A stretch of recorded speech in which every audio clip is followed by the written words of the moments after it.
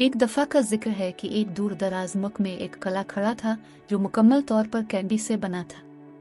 बुर्ज पर चीनी काटा हुआ था, दीवारें चॉकलेट की ईंटों की थी और खिड़कियां रंगीन शुगर शीशे से बनी थी। ये जादुई मकाम कैंडी कैसल के नाम से जाना जाता था और उस पर इजाबेला नामी एक मेहरबान और फयाज मलिका की हुकूमत थी। मलिका इजाबेला को अपने महल से मिलने वाली मीठी चीजें मुल्क के तमाम बच्चों के साथ बांटना पसंद थी। हर रोज बच्चे दूर दूर से कैंडी कैसल देखने आते और उसकी शुगर की शान को देखकर हैरान होते। लेकिन एक उसूल था जिस पर उन्हें अमल करना था। वो सिर्फ इतनी ही कैंडी ले सकते थे जितनी वो अपने हाथों में ले सकते थे। एक दिन लिली और साम नामी दो बहन भाई कैंडी कैसल का दौरा करने के लिए रवाना हुए। उन्होंने इसके अजायबात की कहानियां सुनी थी और खुद इसे देखने का इंतजार नहीं कर सकते थे।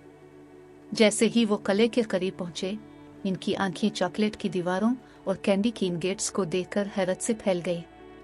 मलिका इजाबेला ने गर्मजोशी से उनका इस्तकबाल किया और उन्हें अंदर बुलाया। महल में दाखिल होते ही बहन भाई खुशी से हाँप उठे और दीवारों पर कैंडी के लामुतनाही शेल्फोहे को देखा। उन्हें अपनी आंखों पर यकीन नहीं आ रहा था। उनके सर के साइज के मसूरों के कतरे थे, दरख्तों की तरह बड़े लॉलीपॉप और बहती हुई चॉकलेट की नदियां।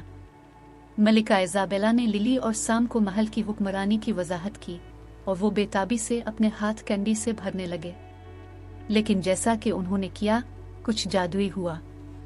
उन्होंने शेल्फ से जो कैंडी ली थी वो फौरी तौर पर खुद को भर देती है ताकि वो जितना चाहे ले सकी।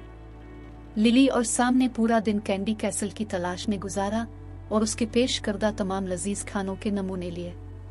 वो लिकोरियस के झूलों पर सवार हुए, चिपचिपा रीछ की स्लाइडों से नीचे खिसक गए और यहाँ तक कि चॉकलेट की विसल पर सवारी की। ये उनकी जिंदगी का सबसे जादुई दिन था। जैसे ही सूरज गुरूब होने लगा, मलिका इजाबेला ने लिली और साम को अपने तख्त के कमरे में बुलाया। उसने उन्हें बताया कि कैंडी कैसल खुशी और हैरत की जगह थी, लेकिन यह तवाज़ुन की जगह भी थी। उन्होंने जो भी इलाज लिया, इसके लिए उन्हें दूसरों से लुत्फ अंदोज होने के लिए एक दावत भी पीछे छोड़ना चाहिए। लिली और साम समझ गए और उन्होंने खुशी खुशी अपनी कुछ कैंडी दूसरे बच्चों के लिए छोड़ दी जो कैंडी कैसल का दौरा करेंगे। उन्होंने मलिका इजाबेला को अलविदा करने से पहले उसकी मेहरबानी और सखावत का शुक्रिया अदा किया। जैसे ही लिली और साम ने कैंडी कैसल को छोड़ा और अपने घर का सफर शुरू किया, वो जानते थे कि वो इस जादुई जगह को कभी नहीं भूलेंगे जिसका उन्होंने दौरा किया था। और वो ये भी जानते थे कि वो जहाँ भी जाएंगे हमेशा अपने दिलों में कैंडी कैसल का एक टुकड़ा लेकर जाएंगे।